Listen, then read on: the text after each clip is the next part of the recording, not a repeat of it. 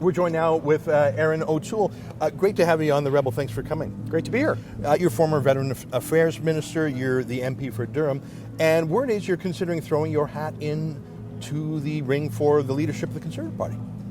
Well, Ezra, I've actually said no. I think there's some good candidates in the race. A number of people are suggesting it would be good to do. So what I've said is I think there's some good candidates in the race. If all the candidates that could come in, I think we'll have a good race, and I'm going to throw my support behind the party rebuilding. If things go a different way, you never say never, and I think it's nice to come to the convention and have people say, I like the way you approach Veterans Affairs, I liked your military service, these sorts of things. I'm going to be involved in the rebuilding for the next election one way or another. Right now, I don't think it's as a leadership candidate, but we'll see how the race goes. Got it. Tell me a little bit about the things that you did before that could be on your brochure should you choose to run. You said you served. Tell me about your service. Well, I was lucky. I joined the military at 18, went to military college, learned about leadership, served with Canadians from across the country, and then I served in the regular forces on Sea King helicopters. So you'd remember that the first cancellation of the Chrétien government, the decade of darkness for the military. I served in those period, and I saw how the Liberals' neglect of the men and women in the armed forces, their lack of focus on foreign policy, is bad for Canada.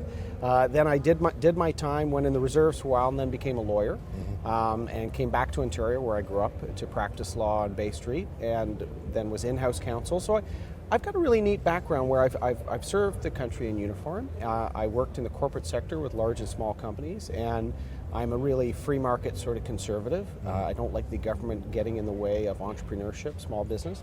So those are the experiences I bring. I'm also a dad to two amazing young kids, and my wife's worked in sports and events, and so I think I bring some neat experiences. I also try and bring a lot of research and thought into what I do as a politician.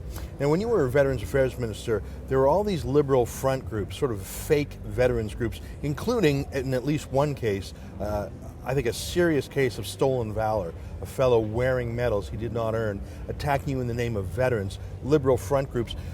It's funny that the new Veterans Affairs Minister, Kent Hare, is following a lot of your policies, breaking the liberal promises of reform in certain ways, and I don't see these liberal veterans front groups coming at him again. Sort of proved that it was all an AstroTurf campaign, didn't it? You're exactly right, Ezra. There was a lot of angry voices, some of which were either directly or indirectly supported by PSAC and a lot of people in the union movement who were actually fighting the Harper government, and they used the veterans issue to attack us when it really didn't seem, and we see this now, where's their passion now when Minister Hare is taking veterans back to court in something that we had helped resolve?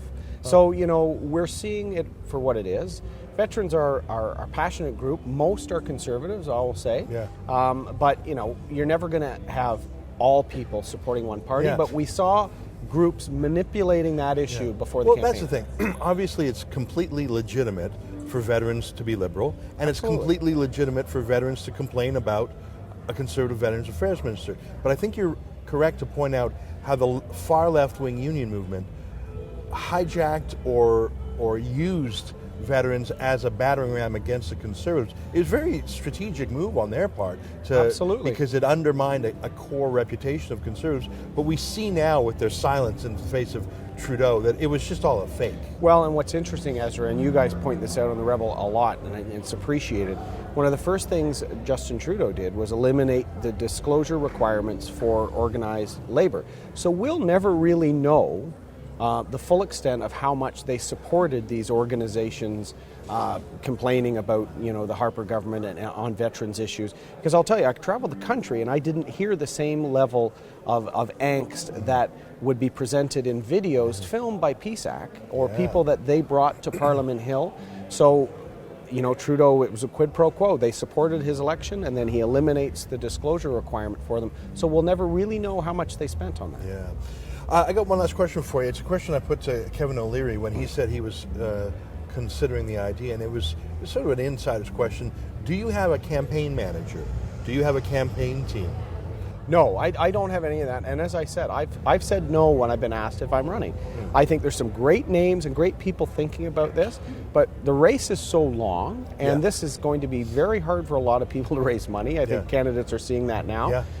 So if the race needs an injection of some ideas and things, you never say never. But I have got no website, no campaign manager, nothing. It's great here having people say, we'd love your voice, we'd love your experience.